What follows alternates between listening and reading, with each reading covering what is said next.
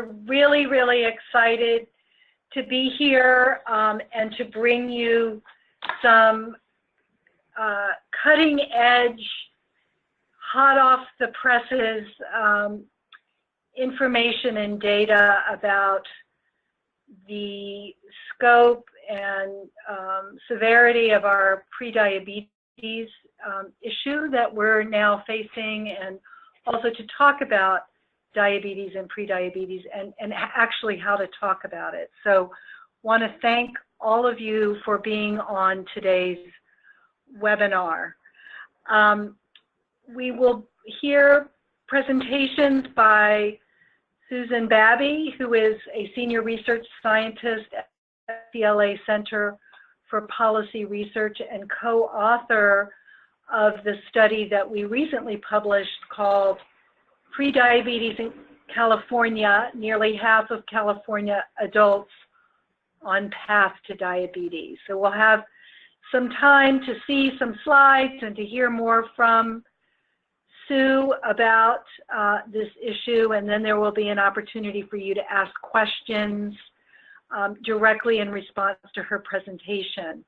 After that, we'll turn to Mike Miller, who's the president and founder of Brown Miller Communications, and really dig into this issue of how do we talk about this situation that we're facing. Let's do the next slide. I wanted to go over a few housekeeping items. We are recording the webinar, and there will be a follow-up email that you'll receive with a link to the recording. We would like for you to mute your computer microphones. So if you have called in, I believe your phone is muted, but we'd also like for you to mute your computer microphone. However, we do want to include your voice, and so we want you to share your comments and questions in the chat box. The chat box is in the dashboard on the right hand of your screen, and I'm going to ask you a question, and I'm going to ask you to respond to the question as a way for us to warm up the chat box and to have you know how we're going to use this. So my question is, what are you looking forward to this weekend? I'm going to send that to all of you.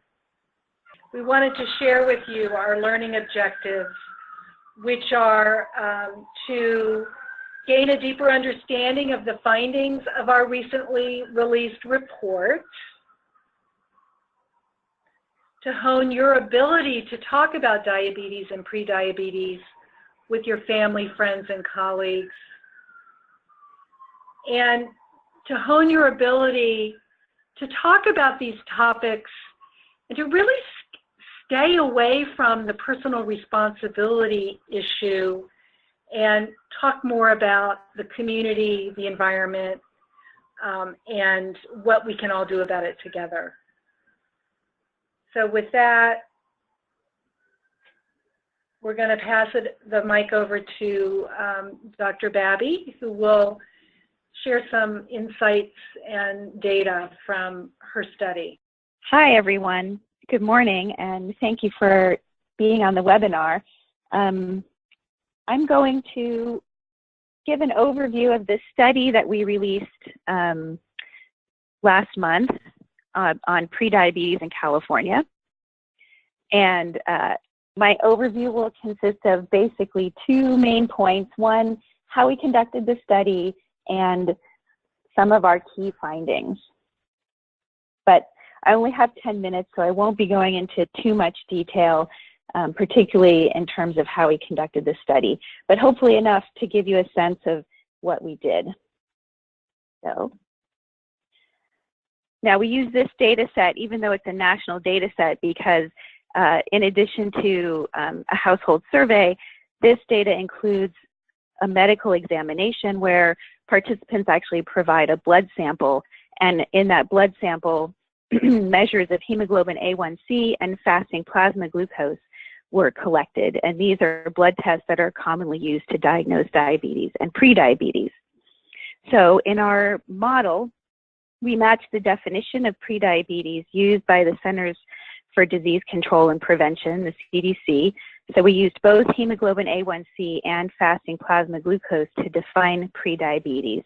And specifically, we used cutoffs of hemoglobin A1C of 5.7% and above, or fasting plasma glucose of 100 or above to identify participants who have prediabetes. And then we created a statistical model to predict this outcome in the NHANES data. And once this model was built, we applied this model to the CHIS data to produce California-specific estimates. And then in this study, we described the prevalence of prediabetes statewide, as well as by age, race, ethnicity, and county. So diving into some of our key findings now. First, we found that more than half of California adults have diabetes or prediabetes. 9% report that they've been diagnosed with diabetes. And we estimated that an additional 46% have prediabetes. I should note that this includes some proportion who have undiagnosed diabetes, but we expect this proportion to be relatively small because nationally that proportion is about 3 to 4%. So overall, 55% of California adults either have prediabetes or diabetes. The prevalence of both diabetes and prediabetes increases with age, which is shown in these two bar graphs side by side. For diabetes, about 2% of young adults ages 18 to 39 have diabetes, but this number increases with age up to 20% among those 70 and older. For prediabetes, the prevalence increases from 33% among young adults ages 18 to 39 to 49% among those ages 40 to 59. And then at around age 60 and above, the prevalence levels off at around 60%. Or sorry, 55 and above. One of the things that I wanted to point out about these rates broken down by age is how high the rate was among the young adult group, ages 18 to 39. So 1/3 of those young adults we estimate have prediabetes. Right, we also saw disparities and by race and ethnicity, and these were really noticeable among the young adults. And so this graph shows the prediabetes rates among those young adults ages 18 to 39. So more than 1/3 of Latinos, Pacific Islanders, American Indians, African Americans, and those of multiple races were estimated to have prediabetes, and these were significantly higher than the rate among whites, which was 29%. I don't have a graph for the county results because they don't really lend themselves well to a single graph. But I will just say that we found that rates varied from county to county, ranging from 43% in Sutter and Butte to 54% in Nevada County. And we also saw variation among the young adults by county. And I think, oops. That wraps up my overview of the study. So I think Blythe will take the screen back at this point. Great. So we would love for you to submit your questions for Sue about what you've just heard. Tanya, we're here with CCPHA staff. Tanya, do you have a question? Sure. My question is, Sue, you pointed out that so many young adults have prediabetes. Why is that particularly salient or troubling?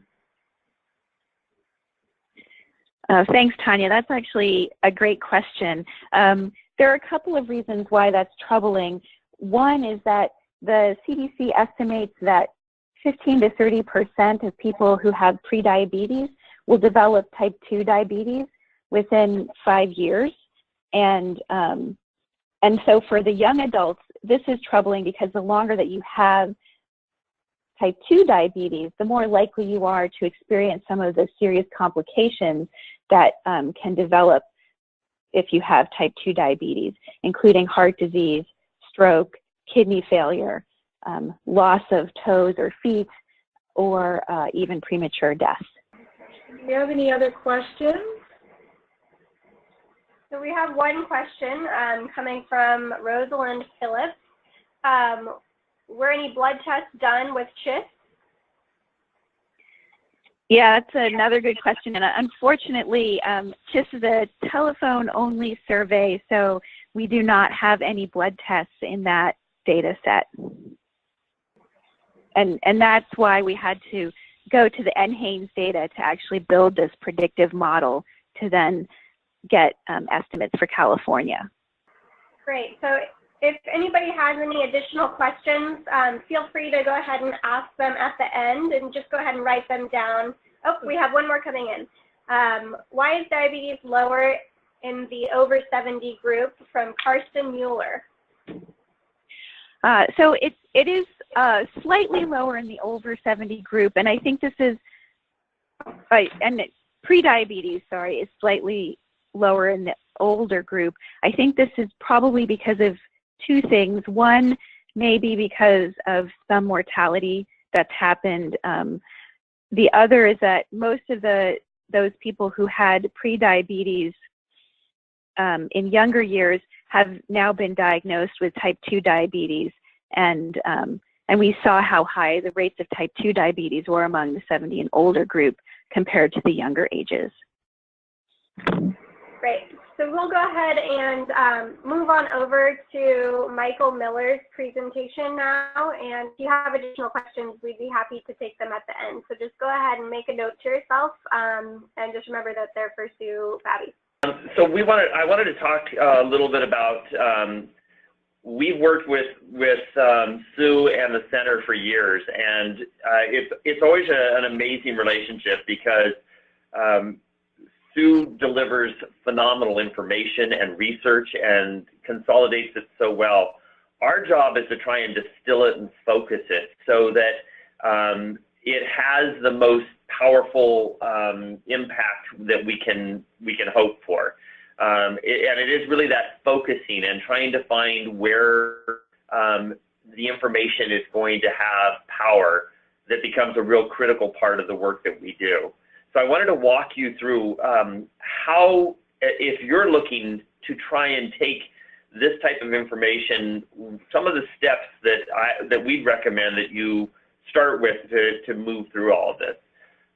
There are just some very basics, and I apologize if this is too basic, but when we're dealing with communications, it's really important, first and foremost, to know who your audience is.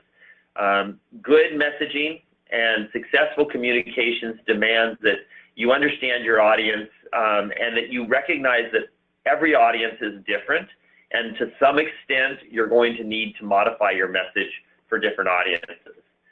The second element of good communications is simply knowing your issue, and Sue's presented the science and the background. Understanding that becomes critical because people, if they're going to see you as an ambassador, they're going to expect you to have the breadth of knowledge, at least enough knowledge to be able to respond to their questions and help them understand what this issue is about and why it matters. And this one seems pretty obvious. I wish it were obvious because we see this being a major fall off when we do communications with different audiences and spokespersons.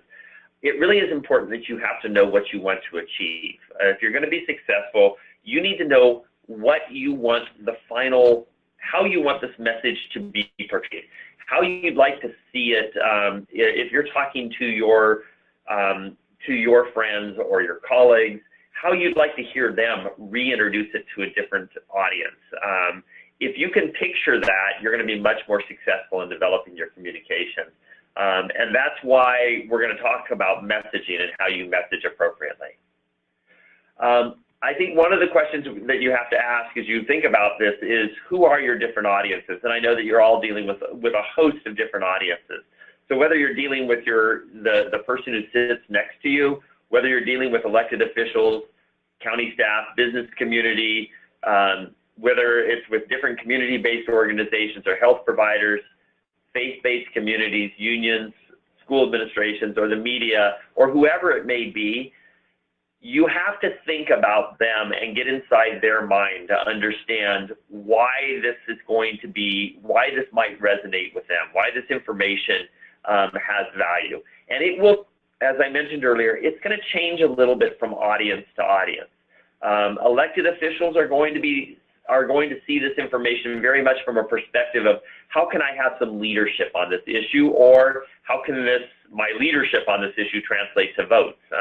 That's getting pretty blunt, but it's a reality.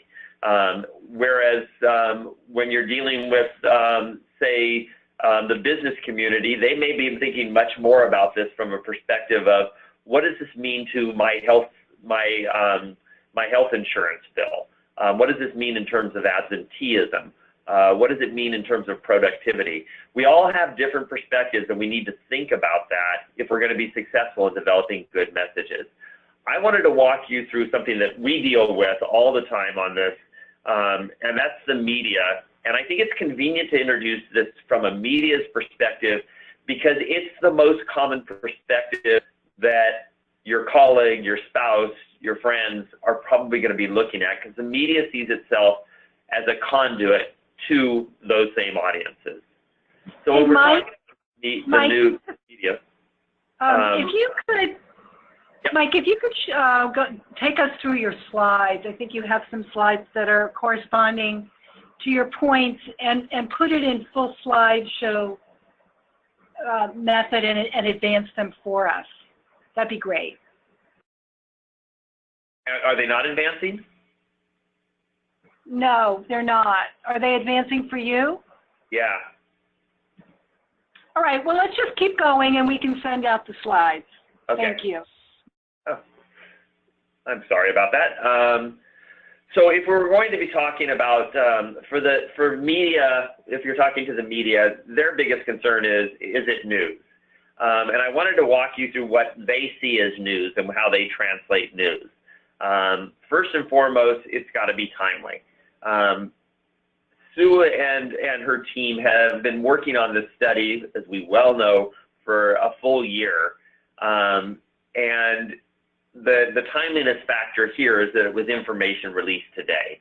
I've got to tell you, though, if you're ever dealing with reporters, if there isn't a time factor, you don't have news. They don't understand how to tell a story unless it's timely. So that becomes a real key criteria as you're looking at all this. The second, and this is one of the things one of the reasons that it's such a pleasure to work with Sue and the UCLA Center for Health Policy Research, is we're able to present information from a local perspective. And one of the things we know definitively is all of us digest information based on what's in our own backyard. So being able to take numbers that are traditionally shown either at a national level or at a statewide level at best, the center was able to take these numbers and provide them to us so that we had county by county numbers. Suddenly we have a much more interesting story because we're able to talk to people about what's going on in their own backyard, as opposed to this more ephemeral message of what's going on in the nation. So there's a lot more ownership in it, and certainly from a reporter's perspective, that becomes essential as they start moving forward. The other thing is news has got to be significant, and that's largely an issue of numbers. With this study, we had enormous significance. We're talking about all adult Californians, and when we can actually present that half of those are looking at prediabetes or diabetes, we've got a pretty significant issue. I have to tell you, when we saw those numbers, it was pretty clear to us that it was going to be hard for anybody to ignore this message, this information, especially when we can tie that back to having a local perspective. To some extent, there's also the press follow trends, and most of us all follow trends. We're used to following trends. For the longest time, the trend in health, a major trend story has been the obesity epidemic. It's interesting that now most reporters would prefer to talk about a diabetes epidemic. It's something that's less shape issued and more about a health issue, and it has become more of a trend story. So talking about diabetes and actually introducing to a lot of reporters the idea of prediabetes became really important.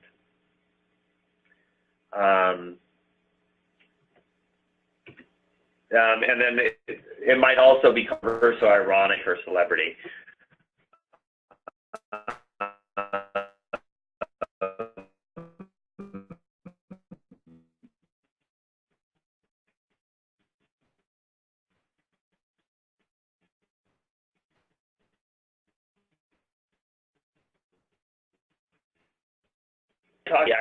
Our cognitive senses of how we want to receive information, and there's three key pieces that you have to be that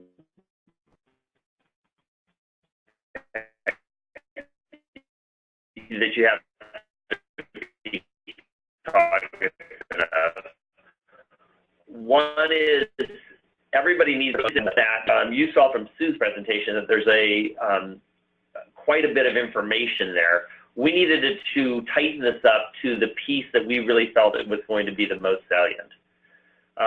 The second, and probably the most important part, because people start paying attention at this point, is why do these numbers matter to you? And that's a question that if you're going to message and communicate with people, you need to be successful.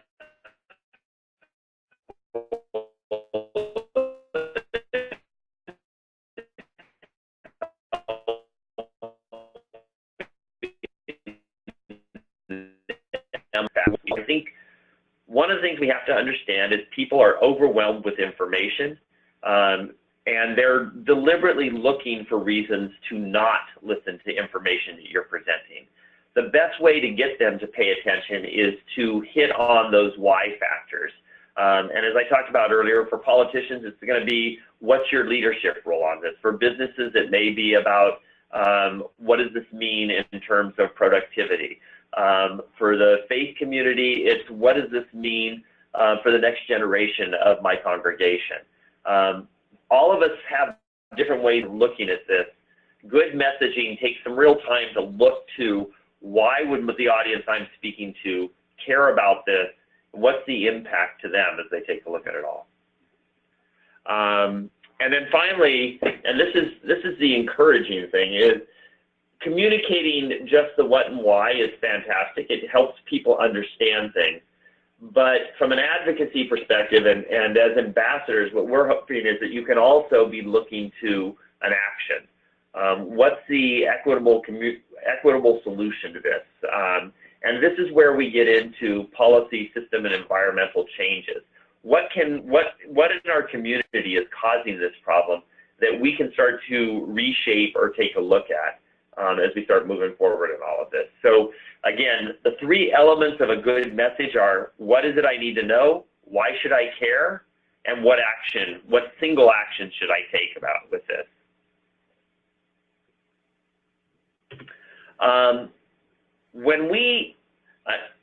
I take it you still can't see my screen. I'm sorry about that, because I wanted to show you a reflex of how there's two different ways of messaging on this. And unfortunately, one of the ways that people tend to look at this is from a personal responsibility frame. And without seeing the screen, I'm going to apologize in advance because I think it might be a lot to hear. But bear with me. I wanted to read to you how this message might look if we were writing it from a personal responsibility frame, which is not the frame that we want to try and write this from. So as a contrast, I'm then going to show you how we messaged around this that had a much more inclusive frame and that moved us more toward policy system and environmental changes. So the personal responsibility frame, again, the frame we don't want to go to, will sound very familiar to you. It's the message that I think most of us have heard and would say, oh yeah, that sounds about right. It's not incorrect. It unfortunately takes us in the wrong direction, and it puts the responsibility for all of this on the victim instead of looking to the community to try and move toward making and addressing the appropriate changes that can address these numbers. So in this case, the what on a personal responsibility frame would be something like 46% of our county residents have prediabetes, with the highest incidence among populations of color. So what we've just done is that's completely accurate, but what we've just done is put the emphasis on the other people, that other population. And it gives people an ability to suddenly say, oh, it's those people's problem. There, we're seeing it again, it's those people's problem. When in reality, when you look at the numbers, they're all high. Whether you're looking at white, whether you're looking at Asians, whether you're looking at African Americans, Latinos, Native Americans, they're high across the board. So to dismiss them because there's a few percentage points difference is a real mistake. So this is why I have a real problem with this personal responsibility frame. The second element of the personal responsibility frame is the why. As a precursor to diabetes, if these numbers are not treated, we can expect significant impact on healthcare costs and the budget of our county. So what we've just done now under this personal responsibility is, again, we're reflecting back on these populations that are costing us, as opposed to it's all of us who are facing this problem and we need to try and address it. And then the action that might come out of a personal responsibility frame, unfortunately, is our residents need to reduce their caloric intake, especially of high sugar and fatty foods, and increase their physical activity. So what we've just done, if we frame this in that personal responsibility picture, is we've thrown the onus to fix this all on the individual. We know that the individual definitely has a role in this, but we haven't looked to our community to really address what's going on and what may be driving these numbers so that we can have an equitable solution to this that's going to make a difference. So again, that's the bad side. That's the personal responsibility frame, which is very typical. And if we don't frame the message appropriately, it tends to be the default for most people to move as they digest this information. Instead, we want to move to a more universal message, and this is how we would message around this issue. The what? Our county is looking at a potential diabetes health crisis, according to a new statewide report that shows nearly half of all adults in our county suffer from prediabetes, a hidden precursor to type 2 diabetes. The why? Through lifestyle and diet changes, prediabetes is reversible. Given the grave consequences of prediabetes, we need to invest to make sure that every resident of our county can easily adopt these changes and improve the health of our community. So you can see we're starting to shift more to a community solution as opposed to exclusively the individual. We're not denying the fact that the individual has to make the choices, but we are calling out the fact that in many cases those aren't even possibilities. And then the action that we call for would be something along the lines of, and this would have to be tailored from community to community, but it might be something like we need to look at our food deserts in our community and how they especially impact certain audiences so that we can make sure that, that healthy foods are available to the entire community.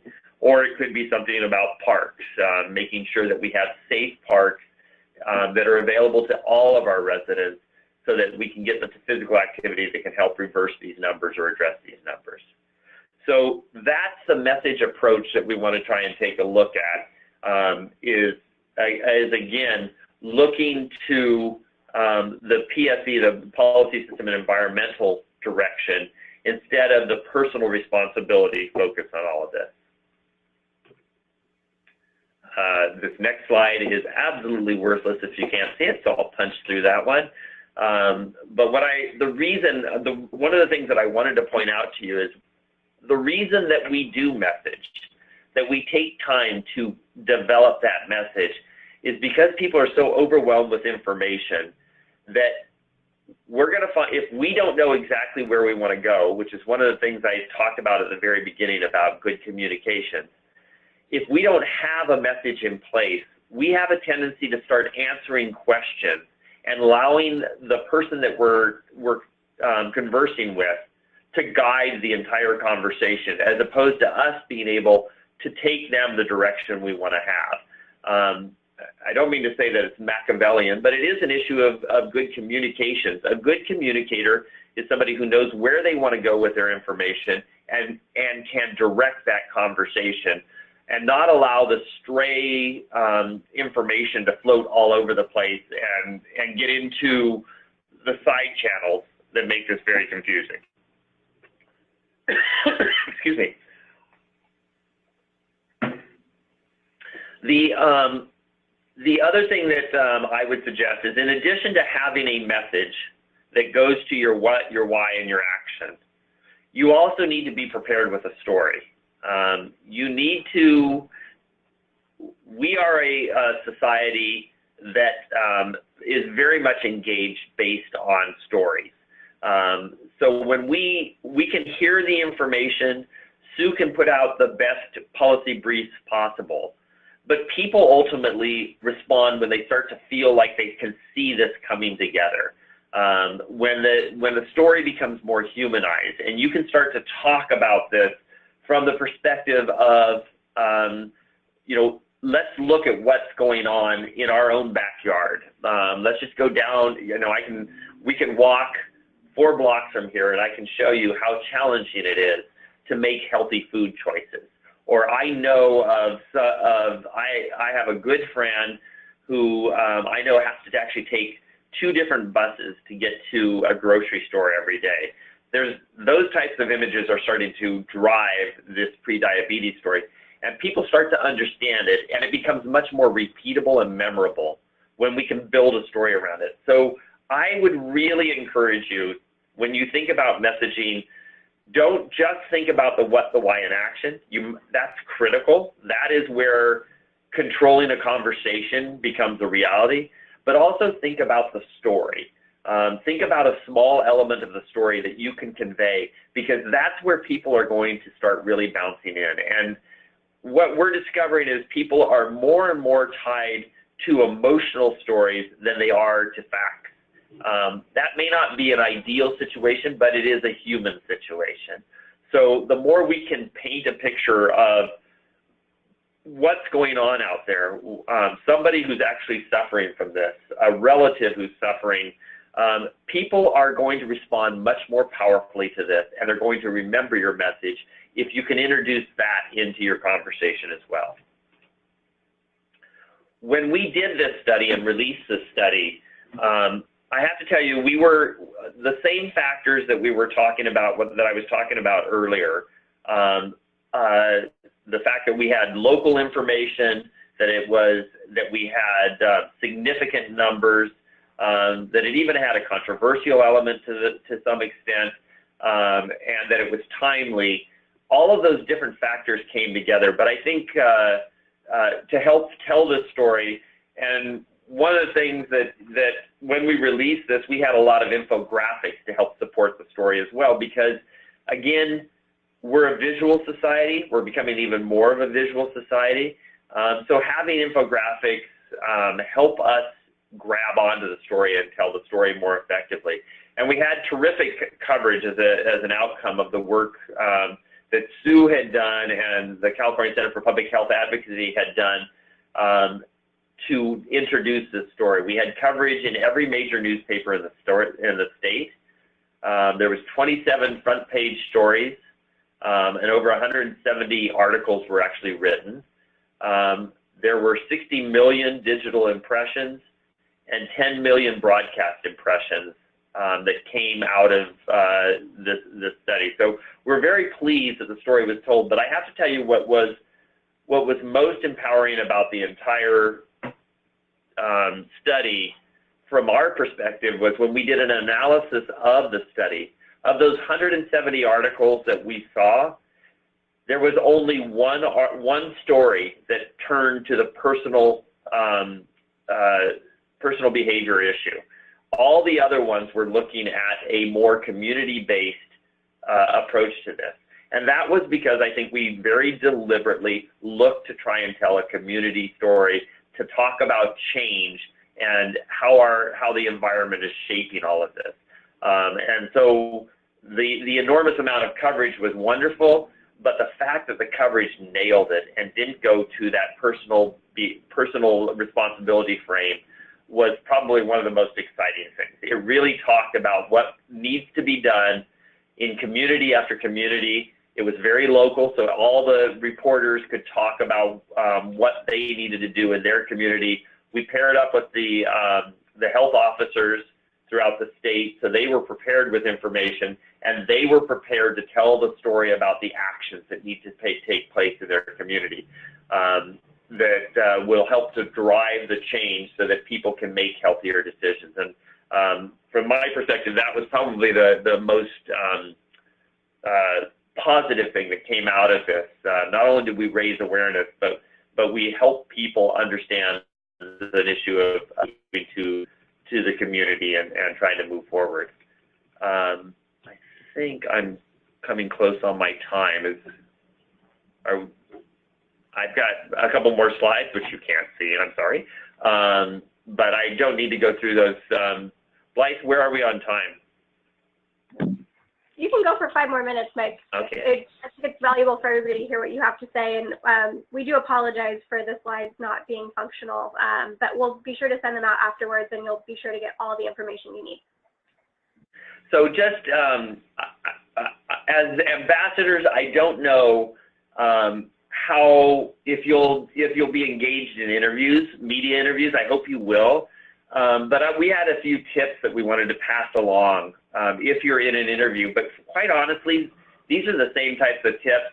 Almost all of these will also correspond to any communications that you're having as an ambassador.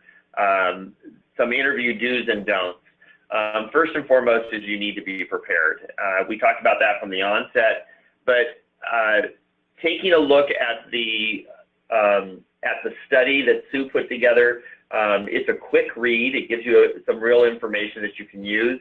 In addition, there's a full press kit on the California Center for Public Health Advocacy's website that has infographics, it has breakdowns of information, it has the press release, it has all the county information as well. I would suggest that you visit that site, take a look at that information. It should be very helpful and help it, just as a guide and all the tools that you might need to move forward. So the preparation piece, take a look at that. Like I said, there's been a lot of effort to make sure you're as equipped as possible. And you might want to just thumb through all those different tools, print out whatever looks valuable to you, and have that at the ready. The second issue that I suggest is, and this is why we talk about having a message, is really maintain control. You don't want, when you have a message, you know where you want to go and you know how you want to tell the story. Without a message, all you're doing is responding to the needs of the person who's asking you questions. And they'll often stray off into very obscure places that you can't be prepared to support. So what I really want to encourage you to do is think about having your message at hand, that what, that why in action, so that you can help the person stay inside what we call our life raft of the information and be able to really control all that. By the same respect, don't be afraid to repeat important points. So often we see people who, well, I said that already. Well, in communications, reiteration has enormous value. And the more you reiterate things, the more people believe it has value. Tragically, I have to look at the the primary debates right now and say that all of the candidates have learned this lesson to the point where it's exhausting the heck out of me, but they do know that repetition matters, and so they're holding on to that. And if you're, I think the other thing that you should be prepared is to be direct and honest with people at all times, and not to be afraid. You're not, as an ambassador, it is not your job to know everything that's in the study. Thank God we have Babey that we can turn back to, and there's lots of information. And nobody ever expects you to have everything, to be able to answer every question. So if you can't answer a question, don't worry about it.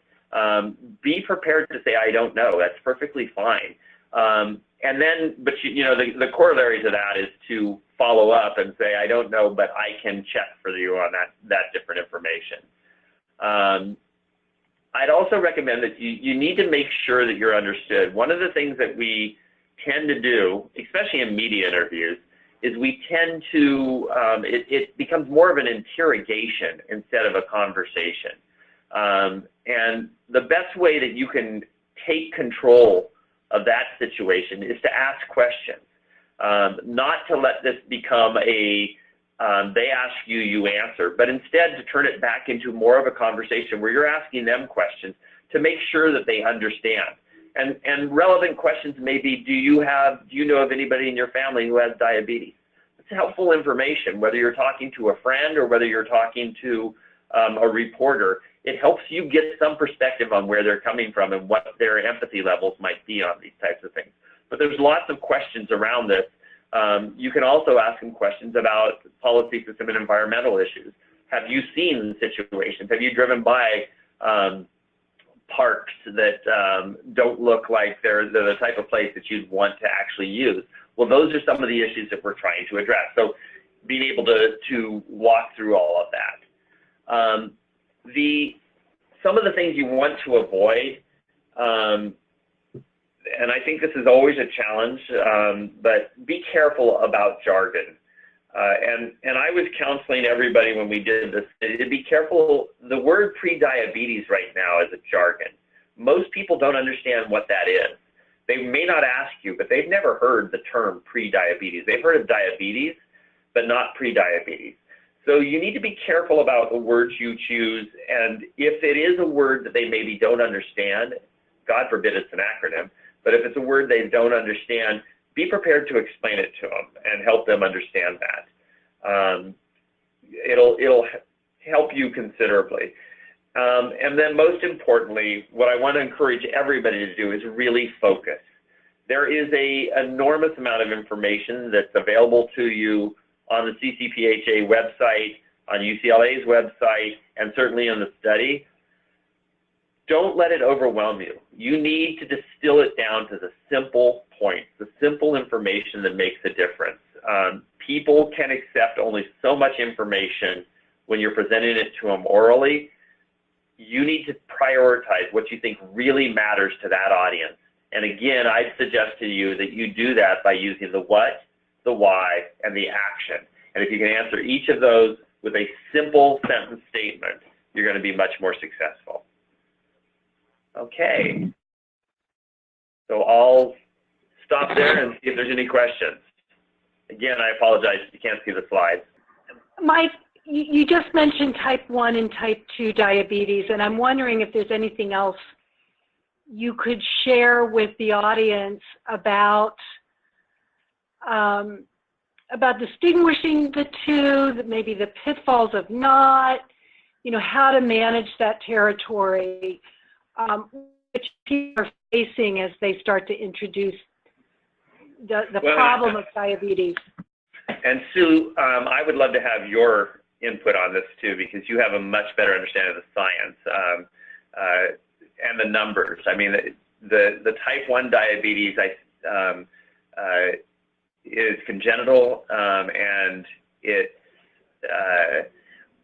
there is a strong advocacy group that understandably has felt very victimized when we talk about type 2 diabetes, and they get caught up in kind of the guilt piece around this.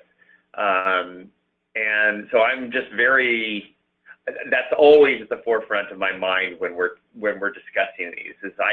The last thing we need to do is add guilt to a completely guiltless party and something like this.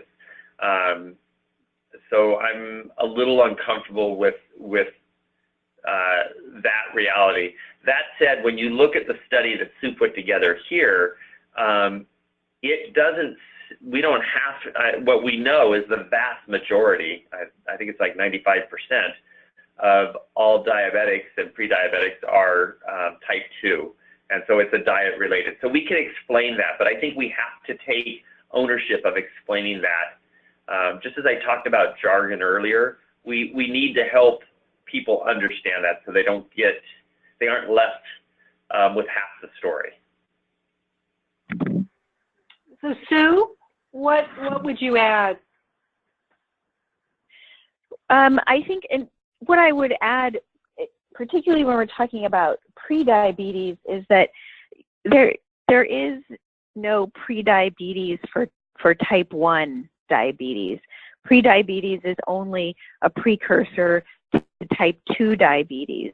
And so, again, I think as long as we're clear that we're talking about type 2 diabetes and not the genetic type 1 diabetes, it's somewhat less of a concern. And Mike's right, the vast majority of adult diabetes cases are type 2. This next question, I think, could be answered by both of you. I'm going to start with you, Sue, because it's particularly about the study, but I do think it has implications for how we talk about the study. So, Mike, if you have anything to add. So the question is, as we talk about the results of the study, are these actual percentages we're talking about, or are these estimates? So it's a good question. They are estimates because we don't have actual blood glucose measures for the California population. That said, we think they're very good estimates of the actual prevalence in California. We've addressed them all as percentages. So maybe I've done this wrong. No, I mean they're estimates of the percent of the population. So right. I mean, referring to them as percentages is appropriate, but at the same time they are actually estimates of the percentage because we didn't measure the blood glucose of every California adult, obviously. Great. We have so many excellent questions, and I'm just taking a look at them. There's another question about the voice of people with diabetes in the messaging itself and in the ways that we talk about this. Any thoughts? What are your thoughts about that? And maybe that's a strategy for a media interview or a newspaper article. What about the voice of those who are suffering from the disease? It is the most powerful voice. It trumps anything else that we have, and we tried to use it as frequently as possible. We often use MDs to help convey this information, but I want to do everything to protect my grandchildren from anything that we've made. So the voice of somebody who's suffering from diabetes can be incredibly powerful and is always heard. It trumps anything else that we can come up with. Great, thanks. Well, we're just about the end of our webinar, and I wanted to end with this last question, which I think is a question for CCPHA, which is what, why, and how are you following up with this webinar? And I think the title says something, Diabetes Ambassadors. We're really looking forward to working with all of you to get the messages out about what's happening in our communities. And so to really work with you and help equip you to be ambassadors in your community. So that's one aspect of our follow-up is really beginning to build a movement around this issue. Another what follows is that we are going to take some time over the next several months to go out across the state of California to hear from you, to hear from those of you who are dealing with this condition, those of you whose family members and friends are dealing with it, those of you who are in the public health field, the medical field. We really want to learn more about what is needed from a policy point of view. And CCPHA works at the state level with the state legislature and also with municipalities across the state.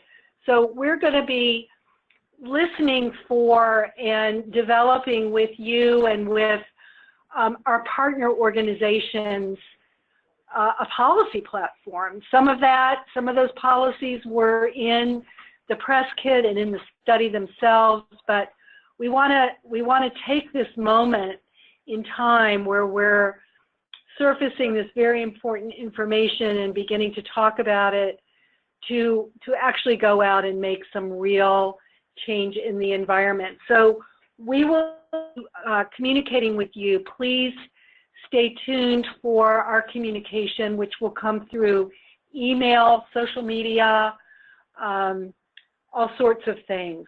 So we're going to end the webinar now. Look for our follow-up email. Look for the slides. And we do have some excellent, outstanding questions, and we will work to get the answers to those. They're particularly about the study and get that out to you as well. So thank you again and have a wonderful weekend.